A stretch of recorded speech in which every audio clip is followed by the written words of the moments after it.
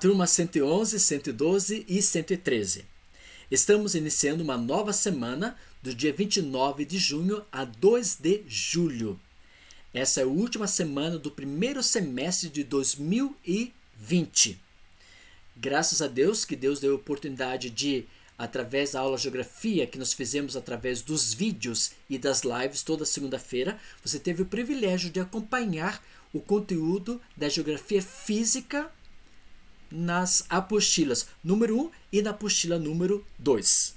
E nessa aula de hoje, nós vamos terminar o contexto da hidrografia. Nós já estudamos com vocês o ciclo da água, estudamos com vocês oceanos, mares, rios, e hoje vamos estudar com vocês lagos, lagoas e lagunas.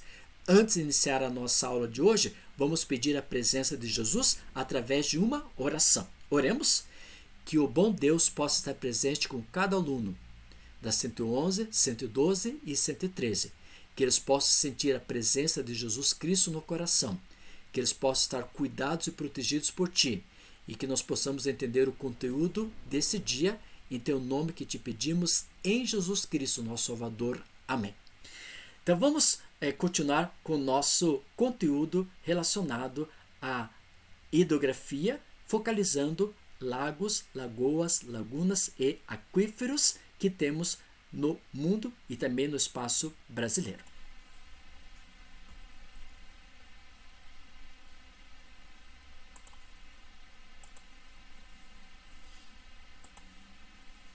E aí, então, na página 56 e 57, nós podemos observar, por exemplo, a formação dos lagos que está na página 56 e 57. O que é lago? Né? Então, eu vou ver com vocês quais são os principais conceitos que nós podemos observar sobre essa estrutura. Então, por exemplo, quando se fala em lagos, nós temos ali depressão. O que é uma palavra depressão? Depressão é um vale. E esse vale foi originado por alguma atividade erosiva ou através de atividades vulcânicas. Como, por exemplo, nós temos muitos lagos nos países escandinavos da Europa do Norte, lá onde nós temos grande concentração de atividades vulcânicas e deram formação à depressão, e essa depressão dá origem a lagos. Ou também, por exemplo, na região da América Andina, onde temos a presença de grande concentração de atividades vulcânicas, onde dá a formação de depressão. E essa depressão é preenchida por água da chuva ou água dos rios durante um bom tempo, né? E aí vai formando o que nós chamamos de lagos. Lagunas também é uma depressão, só que a diferença entre lagos e lagunas, lagos é preenchido por água doce, água da chuva, água dos rios. Agora, lagunas, ela é preenchida, como diz uma salobra ou salgada, é preenchido por água dos oceanos. E nós temos, apesar do nome, Lagoa dos Patos, é uma laguna que temos na região sul do Rio Grande do Sul, formação de águas que são vindas do oceano em direção ao interior do continente. E também nós temos lagoas. Lagoas também é uma depressão, só que ocorre que nós chamamos o quê? São águas paradas, né? Águas estagnadas. E essas lagoas sempre vão ser formação de água doce, já que está situado no interior do continente. E o Brasil tem essas três formações de lagos, lagunas e lagoas, né? Logicamente que o Brasil não tem uma grande formação desses três citados, porque nós não tivemos muitas atividades relacionadas à atividade vulcânica, já que essa atividade vulcânica que resultou no Brasil foi dar o resultado à terra roxa e não essa concentração de lagos ou lagunas ou lagoas. Aqui você pode observar, por exemplo, uma formação de lago lá na região da Patagônia, na Argentina. Você vê, aqui temos uma formação de montanhas. Desse lado aqui também nós temos uma formação de montanhas, você pode observar. Então temos montanha desse lado e montanha desse lado. E no meio nós temos o que? Uma depressão. Ou seja, essas montanhas poderiam estar juntas há muitos anos atrás, mas com a questão do dilúvio, né, ou da grande glaciação, ou da separação de placas tectônicas, foi dando essa origem aqui que nós temos esse vale, essa depressão. E essa depressão chamamos de lago e é preenchido por água das chuvas ou pelo derretimento dessas geleiras que temos aqui no período do verão, vai formar então esse lindo lago da Patagônia na Argentina. Também nós podemos observar lagunas, né? Lagunas temos no deserto do Atacama, e esse deserto do Atacama vão ser o quê? É uma região de grande concentração de formação de águas que são o quê? Águas que vêm do próprio oceano e formando essa região aqui que você pode observar. E também nós temos lagoas, né? Lagoas, nós temos muitas lagoas no Brasil, que principalmente na região nordeste, lá no estado do Rio Grande do Norte, nós temos uma grande formação de lagos.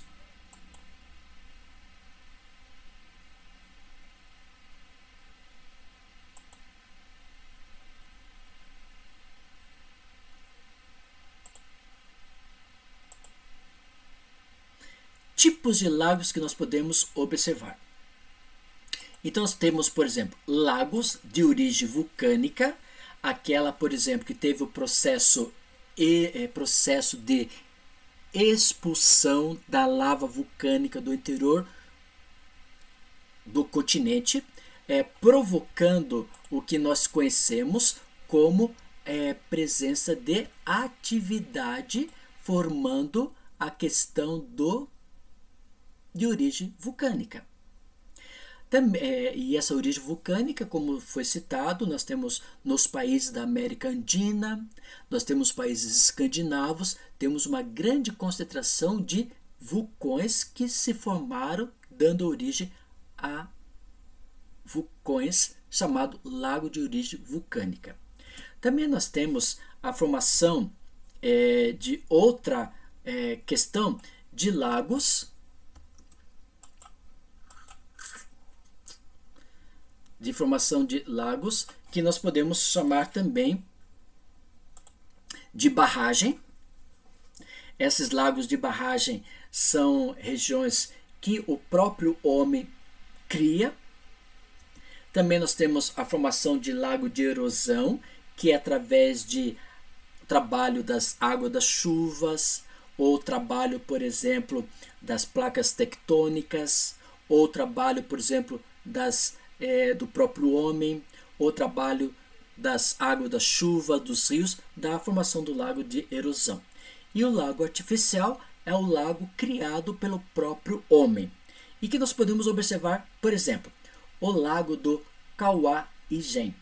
Esse lago está o quê? A 2.000 até 8.600 metros de altura. Esse lago ele está situado na região do arquipélago de Java, no Oceano Pacífico, onde temos essa presença de atividade vulcânica e tem essa formação desse lago. Aqui nós temos outra formação, Jequié.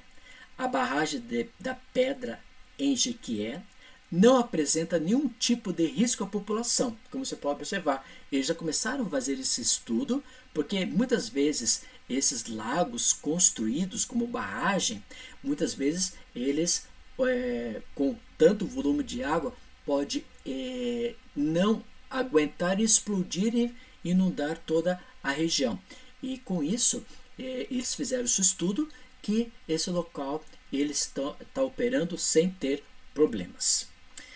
Um outro tipo nós podemos observar, lago de erosão, né? Esse lago de erosão que você pode observar que ocorre principalmente lá no leste da Alemanha, pelo constante processo erosivo laminar.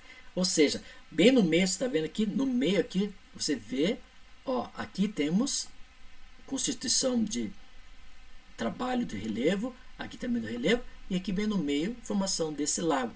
E essas placas estão o quê?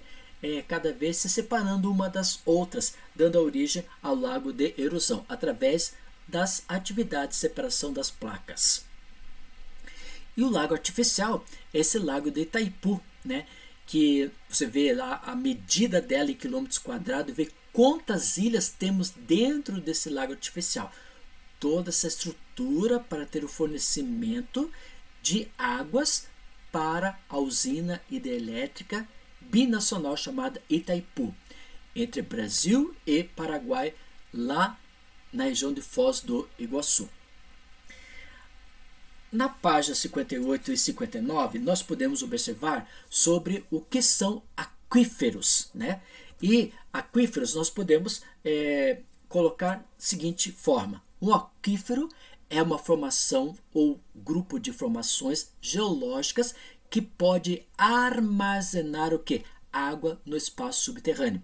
Lembro que eu falei para vocês que quando temos a presença de formação de nuvens, essas nuvens são o quê? Milhões de gotículas de água, gotas de água. Elas vão ocorrer o quê? Através da chuva ocorre a precipitação e ao cair, uma delas vai evaporar, formando ciclo hidrológico, outra vai alimentar rios, mares, oceanos e outra vai infiltrar. Onde essa água ocorre o processo da infiltração, nós chamamos de aquíferos, que são verdadeiros bolsões que vão armazenar essas águas que são produzidas através das chuvas. São rochas porosas e permeáveis, capazes de reter água e deixar a água num verdadeiro bolsão no interior do solo. Esses reservatórios móveis, aos poucos, abastecem rios e poços artesianos. Muitos rios, por exemplo, um rio que nós podemos citar como exemplo no Brasil é o Rio São Francisco. E o Rio São Francisco, que nasce lá no centro de Minas Gerais e vai para a região nordestina e depois deságua no Oceano Atlântico, ela dá origem à formação de um aquífero, de um bolsão de armazenamento de água subterrânea. Tal como ocorre com as águas superficiais, demandam cuidados para evitar a sua contaminação. Então, por exemplo, nós vamos citar alguns aquíferos que temos no Brasil que são importantes. Esses aquíferos são muito bem cuidados para não ter a poluição do próprio homem contaminando essas águas. Essa poluição do homem que eu quero dizer é referente, por exemplo, a agrotóxicos lançados na agricultura ou também produtos químicos industriais para não afetar a região de água subterrânea. O uso crescente pela indústria química, indústria biológica, indústria de produtos químicos no geral, agricultura, né, quando, por exemplo, favorecimento através de fertilizantes, de favorecimento de agrotóxicos, e isso vai impedir muitas vezes que essas águas se tornem puras. Por isso que o homem cuida-se muito bem dessas regiões para não ser afetado pelo trabalho do homem nas atividades citadas acima. Aqui nós podemos observar uma formação de aquífero Guarani. E o aquífero Guarani ele foi considerado como a maior reserva da água doce até 2010, até depois de ser descoberto uma nova área. A maior parte da área ocupada pelo aquífero está no subsolo do centro-sudeste do Brasil. E o restante vai passar para a região da Argentina, pela região do Uruguai, região do Paraguai, nas bacias do Rio Paraná e do Chaco-Paraná. E a população atual do domínio de ocorrência do aquífero é estimada em 15 milhões de habitantes. E esse conjunto de populacional que está situado nessa região faz um bom trabalho para cuidar desse aquífero. E aqui nós podemos observar no mapa do Brasil, que está pintado em azul, que se pode observar aqui, temos aqui a formação do aquífero do Guarani. Ele vai pegar a parte do Brasil, também pega a parte do Paraguai, Argentina e Uruguai.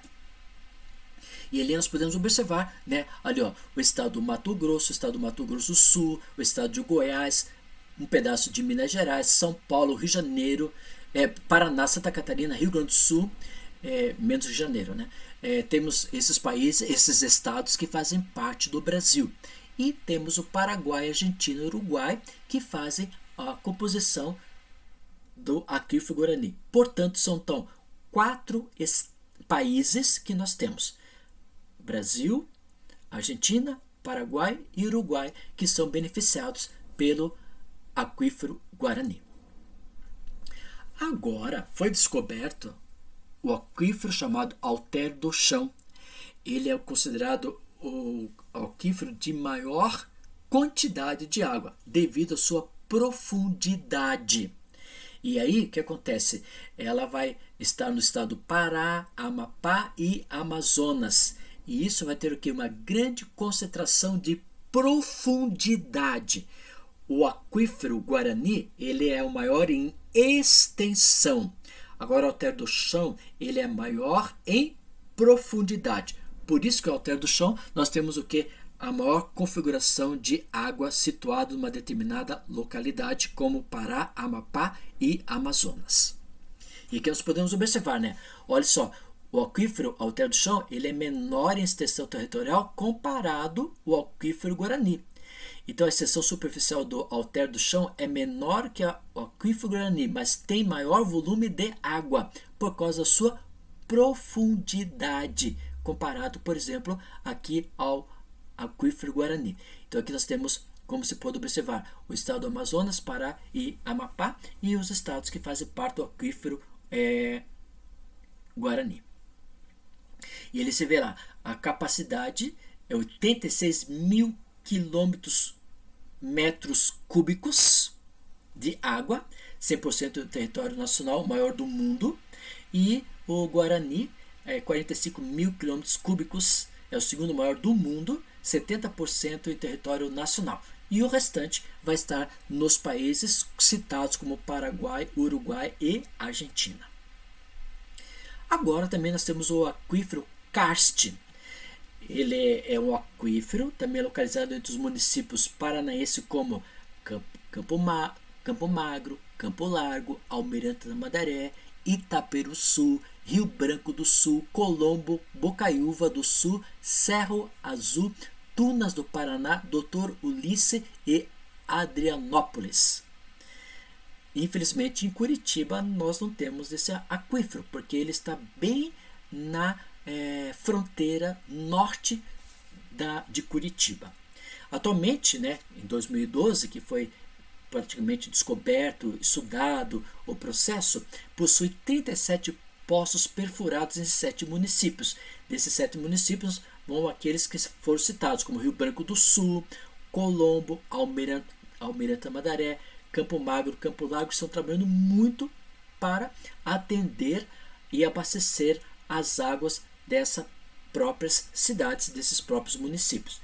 Em 1996, o governo do estado do Paraná iniciou o projeto Karst, né, com o apoio da Universidade Federal do Paraná, da Sanepar, da Comec e também de outros países, para estudar e ter mais o apoio da exploração e extração dessa água subterrânea no aquífero Karst, como se foi denominado aquífero 4.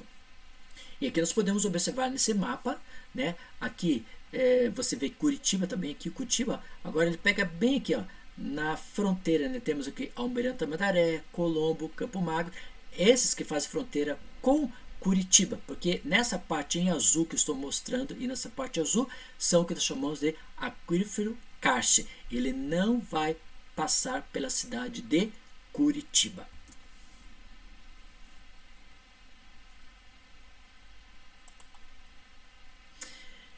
Obrigado pelo seu apoio, porque você acompanhou os vídeos apresentados desde março, abril, maio e junho. A gente está cada dia melhorando sobre essa questão do vídeo. Não é fácil produzir o vídeo, porque se errou alguma coisa que eu vou voltar tudo de novo, mas eu quero dizer a você, foi muito 10 estar com você nesse período através dos vídeos. E através dos vídeos a gente pode estudar bastante. Estudamos através dos vídeos desde lá da matéria cartografia, estudamos a matéria de geologia, estudamos climatologia, biogeografia e hidrografia. Tivemos algumas falhas, sim, lógico, porque trabalhar com vídeo não é muito fácil fazer os vídeos, mas graças a Deus que eu tenho como mais de 6.000 visualizações e mais de 120 alunos que se inscreveram, dando ok, valorizando o trabalho, que não é fácil fazer esses trabalhos através de vídeo. E também quero agradecer o apoio que vocês deram através das lives, que são totalmente produzidas toda segunda-feira. Na próxima live nós iremos corrigir as atividades relacionadas ao estudo que nós fizemos. Vamos terminar a nossa atividade através de uma oração. Que o Senhor Jesus Cristo possa estar presente com cada aluno, abençoando, protegendo e guiando, que eles possam sentir a presença de Jesus Cristo no coração deles. Conceda um ótimo recesso escolar, que eles possam ficar protegidos e cuidados por ti e possam voltar animados para o segundo semestre. Muito obrigado a Deus por tantas bênçãos concedidas até o prezado momento. Em teu nome que te pedimos e agradecemos em Jesus Cristo, nosso Salvador. Amém. Turma, muito obrigado porque você esteve presente, apoiando, dando o link lá no YouTube. E obrigado. E se tiver alguma questão, escreva um e-mail mandando sugestões para o nosso trabalho. Muito obrigado, que Deus possa abençoar vocês. Um ótimo recesso escolar para você, né? A partir do dia 3 de julho, e no final do mês estamos retomando as nossas atividades. E obrigado por você curtir os nossos vídeos. Que Deus abençoe. Até a próxima aula. Obrigado.